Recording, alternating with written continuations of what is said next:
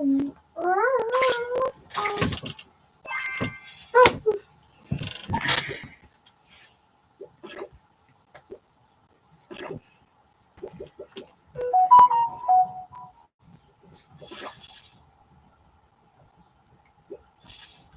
ar-Rahman ar-Rahim.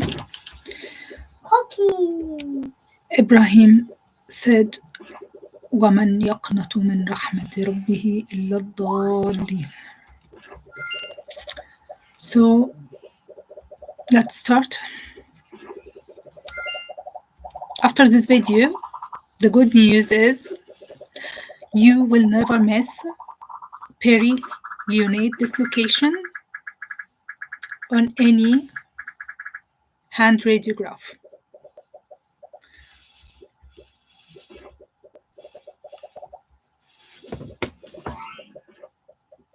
Mama! No.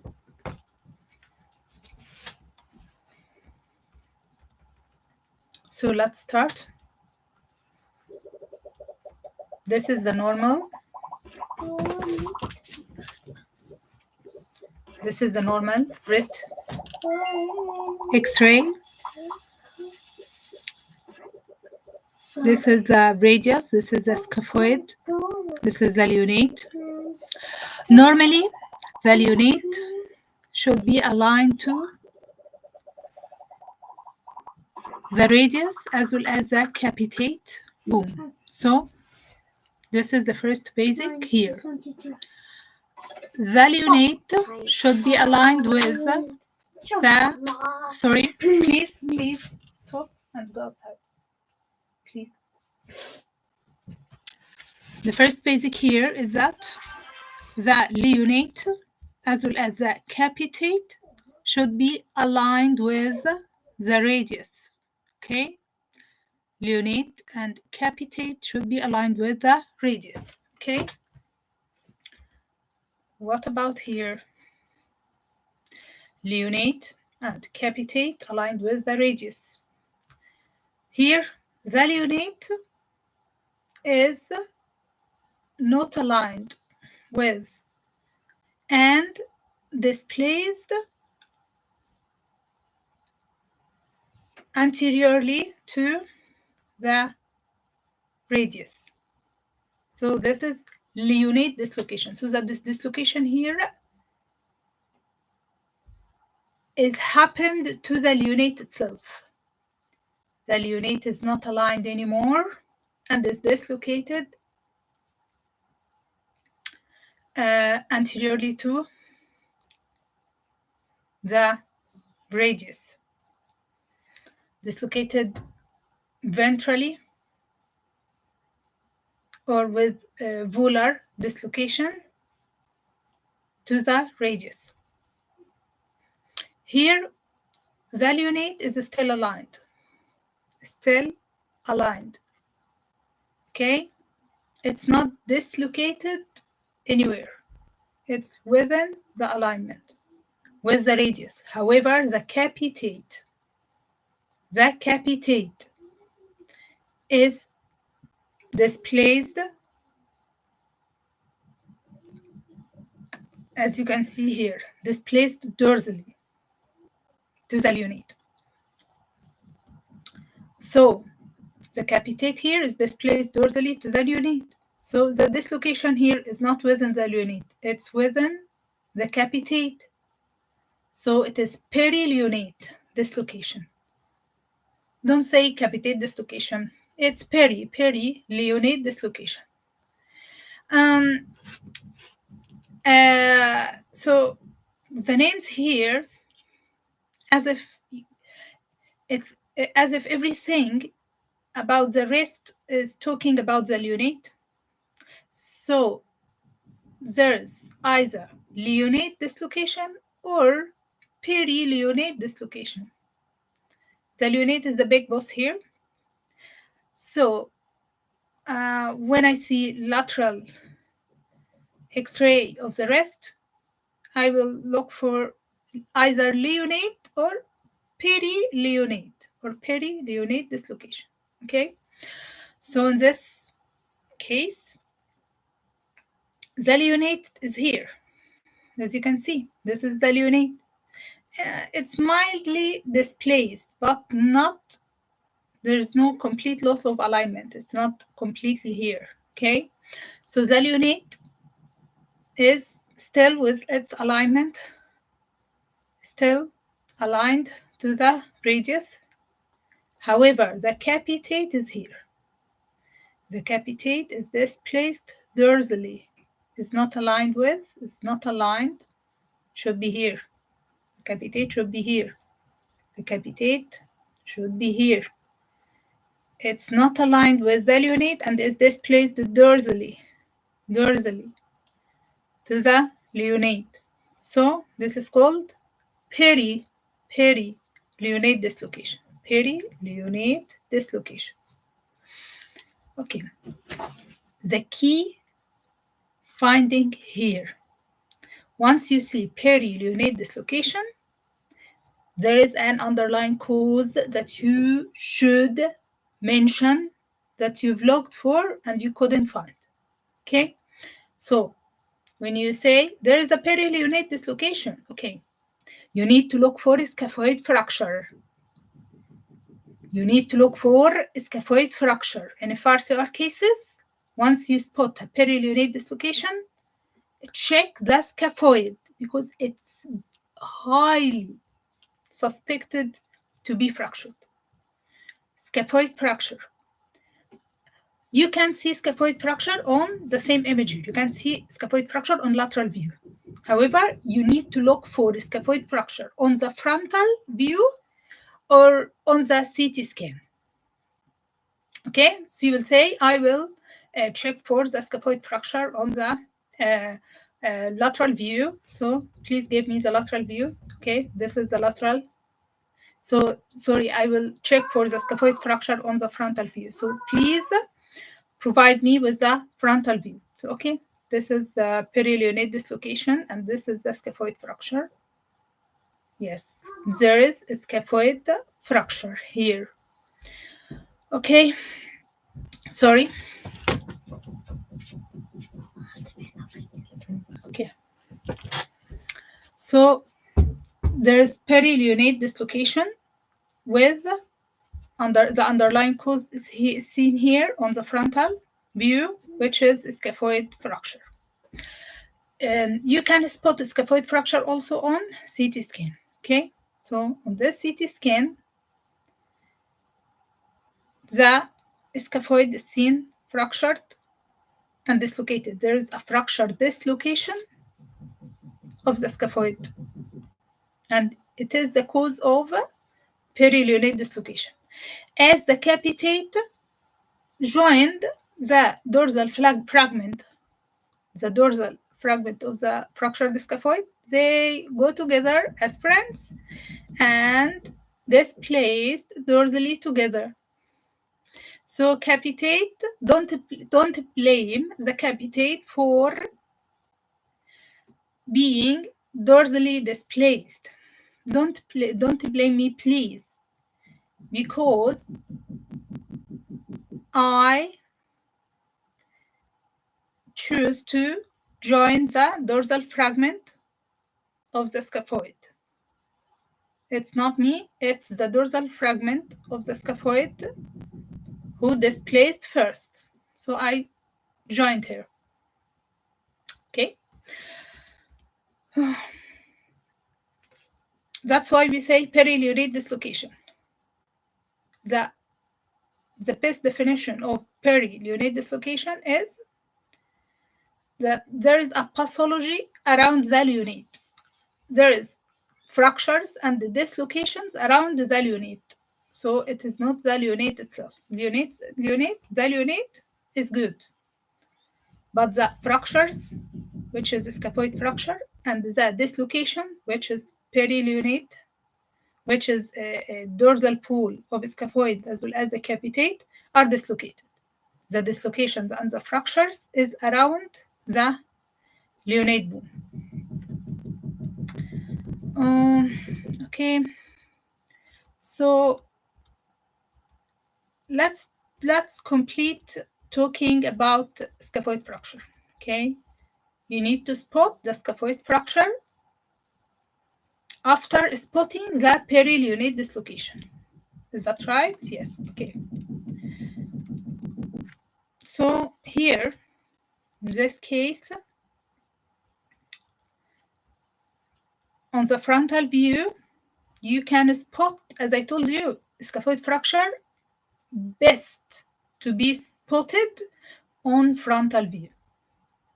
Here, there is a right scaphoid waist fracture. Right scaphoid waist fracture. Okay. Let's see it on the lateral view. You can't spot it on the lateral view.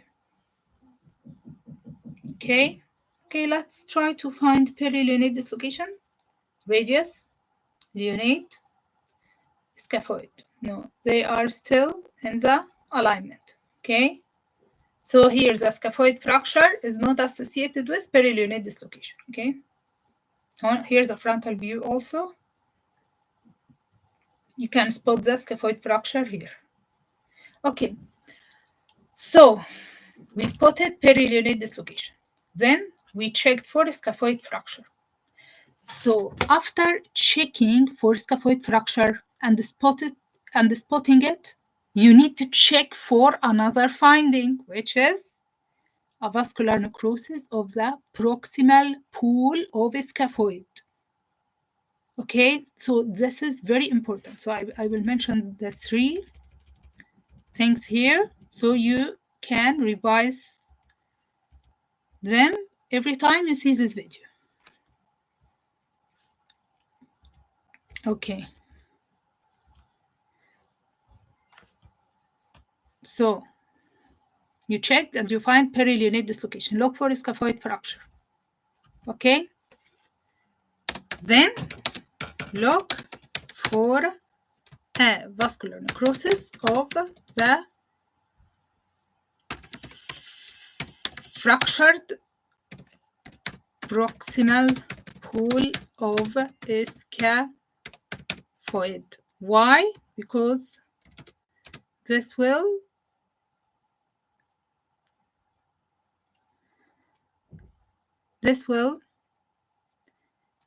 affect the treatment options. Affect the treatment option. Okay.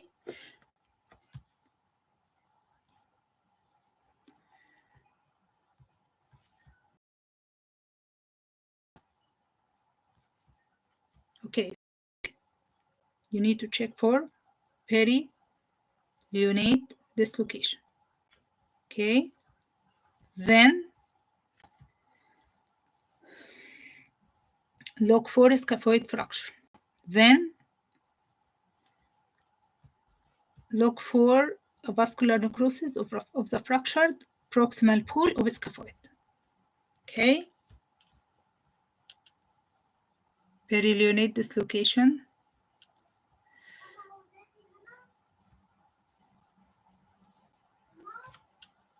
Peri-lunate dislocation. Okay.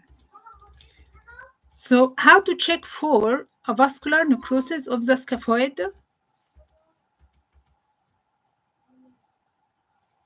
Okay. So this is the next case of fracture scaphoid. Okay. So I told you that fracture scaphoid is best checked on the frontal view. If there is a fracture of the scaphoid or fracture proximal pool. Can you see the proximal pool fracture here? Yes. Okay. Lateral view, you can see anything. Here, you can see. So the lateral and the oblique view are good. Okay. There is a fracture of the proximal pool of the scaphoid. Okay. Okay. Another example of a fracture of waist of scaphoid. Okay. So after detecting the fracture of the scaphoid, okay, I just need to tell you that there is another type of fracture of the scaphoid? هو تدي أنا No. There is another type of fracture of the scaphoid that can only be seen on the oblique view. So, I'm sorry, if you looked at the scaphoid on the frontal view, you can see it. So, frontal view is best to detect scaphoid waist fracture. Oblique views is best to detect the pools fracture, either the proximal pool fracture or distal pool fracture. So here you've got a fracture of the scaphoid distal tubercle. Scaphoid tubercle. It's like the bird's beak. If you try to imagine that the scaphoid is a bird, okay, and this is its beak here. So if this beak is fractured, it's called fracture of the distal tubercle, scaphoid distal tubercle. This type of fracture is only seen on the oblique view. It can't be seen here, only on the oblique view, as you can see. This is the oblique view where the two bones are overlapped, as you can see. This is the lateral view, nothing is seen. This is the two bones. The two bones are overlapped here, so this is the oblique view. Oblique view, okay? So this is fracture of the scaphoid distal tubercle. Okay, so which one is more important? Distal tubercle fracture or proximal pool fracture? In scaphoid, you need to check for a vascular necrosis of the proximal pool of the scaphoid, not the distal one. Okay, why? Because it has a special blood supply that makes it at risk of a vascular necrosis. Because the blood supply of the scaphoid comes from distal to proximal. So when it is fractured, the proximal pool is at a high risk of a vascular necrosis. So once you spot fracture scaphoid, try to find evidence of a vascular necrosis of its proximal pool. Okay, how to find the evidence of a vascular necrosis? Okay, I will show you. Here, this is the scaphoid. Can you see any sclerosis of the proximal pool of the scaphoid? No, there is no evidence. Sorry, this is the scaphoid. This is the lunate. I'm sorry. This is the scaphoid. Okay. Can you see any evidence of sclerosis of its proximal pool? No. Here, no evidence of sclerosis of its proximal pool. So this is a good sign. No evidence of sclerosis of its proximal pool. So this is a good sign. Okay. What about this?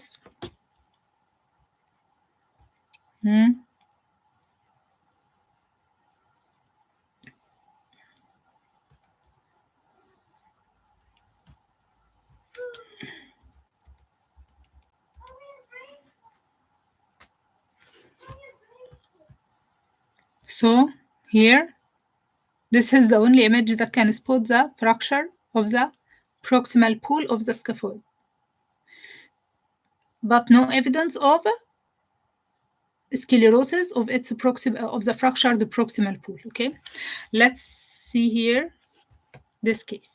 Okay, so this is the scaphoid bone, this is the fracture waist, this is the proximal pool.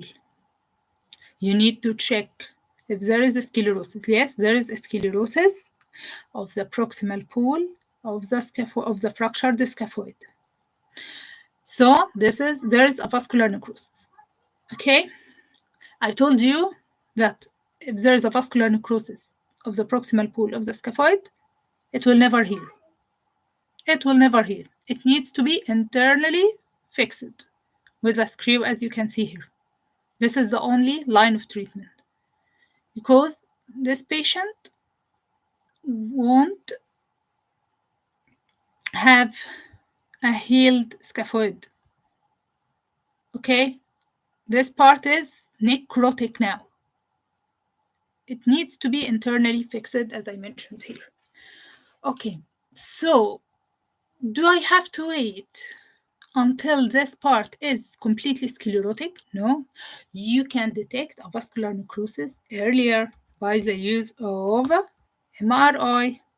Okay, so the MRI can detect the avascular necrosis earlier than the X-ray.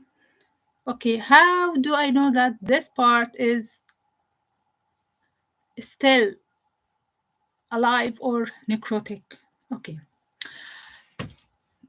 don't look at the T1. Look at T2 or stir images, okay? Why? Because you will find that the proximal part of the scaphoid is of low signal on T1,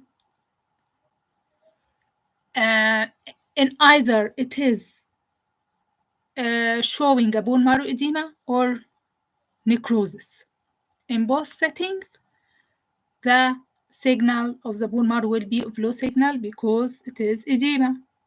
However, on the T1 or on the stir, if the signal of the proximal pole of the scaphoid of high signal, hyper intense, this is a good sign and this is only edema. If it is of low signal, this is a bad sign and this is a vascular necrosis. So this is a good sign here. The proximal pole of the fractured scaphoid of high signal on stir. This is good. And thanks God. So it can be, there's a, yeah, it can heal. Okay. Okay. We need to mention another type. Yeah. Talking about scaphoid will lead to here to talk about scapho-lunate dissociation. Scapho-lunate dissociation. You'll find that the scaphoid and the lunate like in a parallel state and there is a big distance in between here. So this case is scapho-lunate dissociation. Okay, let's see here. Here is the scaphoid, here is the lunate, and there's scapho-lunate dissociation. Here, there is kind of gap between the scaphoid and the lunate. Okay, the last thing we will talk about is the triquetral fracture. Why? Because triquetral fracture is commonly associated with scaphoid fracture in the peri-lunate dislocation.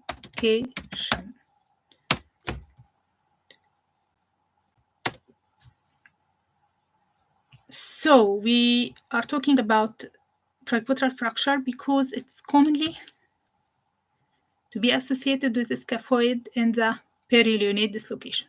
Okay, so triquetral fracture is only spotted on the lateral view. On the lateral view, spotted as a chip fracture seen on the dorsal aspect of the wrist in general, on the dorsal aspect of the wrist. So if you spot a chip fracture on the dorsal aspect of the wrist, it's highly suspected to be a triquetral fracture. Okay.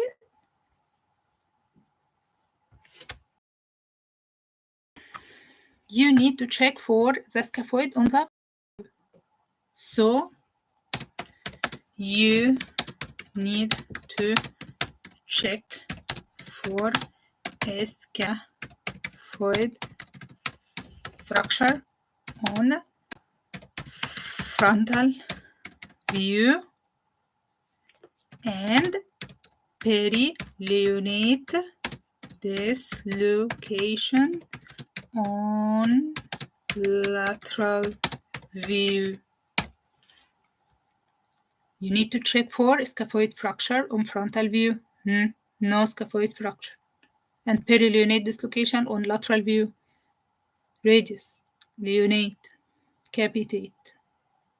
All aligned together. No peri-lunate dislocation. Okay. What about this? Here, there's a chip fracture on the dorsal aspect of the wrist joint, triquetral fracture.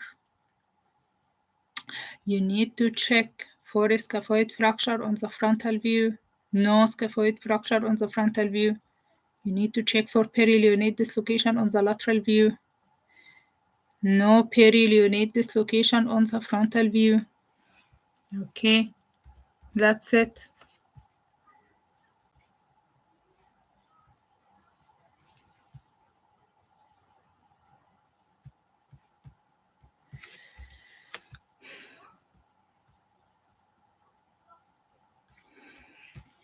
So that's it for now, and thank you.